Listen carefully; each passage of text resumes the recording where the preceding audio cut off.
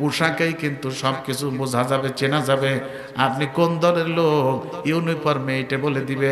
আপনি যদি মুহাম্মদুর রাসূলুল্লাহর উম্মত হয়ে থাকেন, তারই সঙ্গে যদি জান্নাত আশা করেন কিয়ামতের ময়দানে, তার সুপারিশ যদি আপনি আশা করেন, তাহলে নবীজির সুন্নাতকেই আপনাকে পছন্দ করা লাগবে, ভালোবাসা লাগবে। এটা আমি ওহিদুজ্জামানের কথা না, আমার রাসূল স্পষ্ট বলে দিয়েছেন, মান আহাব্বা সুন্নতি ফাকাদ আহাব্বানি। আমার সুন্নতকে যে মহব্বত করলো, সে আমি নবীজিকেই মহব্বত করলো।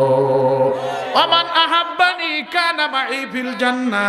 নবী বলেন, যে আমাকে মহব্বত করলো, সে আমারই সঙ্গে জান্নাতে থাকবে। এ ভাই, নবীর সাথে জান্নাতে থাকবার আমাদের মনে চায় না? কার কার চায়? হাত উঁচু করে দেখান তো।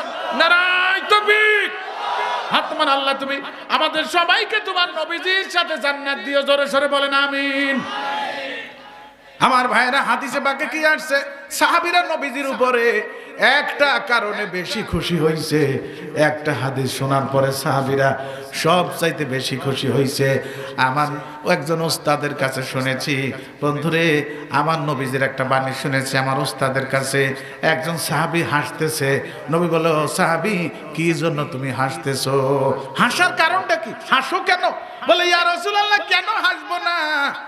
আপনার কথা শুনে হাসি, খুশি হইছি। বলে, কি কথা শুনে খুশি হইছো? হুজুর, আপনি বলে দিয়েছেন আলমার ও মান আহাব্বা, যার সঙ্গে যার মহব্বত, তার সঙ্গে হবে তার কিয়ামত। ইয়া রাসূলুল্লাহ, তো আমি তো আপনাকে আমার জীবনের চাইতে বেশি মহব্বত করি, সুতরাং আমি আপনার সঙ্গে থাকবো কিয়ামতের ময়দানে। এই আনন্দে আমি হাসতেছি। জোরে কোন সুবহানাল্লাহ। তাহলে নবীকে যারা ভালোবাসবে ভাই, তারা নবীজির সাথেই থাকবে জান্নাতে। আর নবীজিকে ভালোবাসা কেমন? কেমন নবীজিকে ভালোবাসা?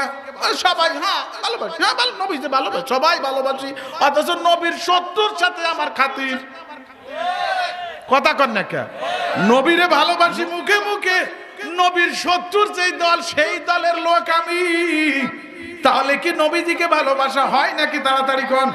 নবী বলেন, আমার ভালোবাসার ধরন হলো, যারা আমার সুন্নতকে ভালোবাসবে, ওরা একমাত্র আমাকে ভালোবাসবে। আমার সুন্নতকে যারা ভালোবাসবে, ওরাই আমার সঙ্গে জান্নাতে থাকবে।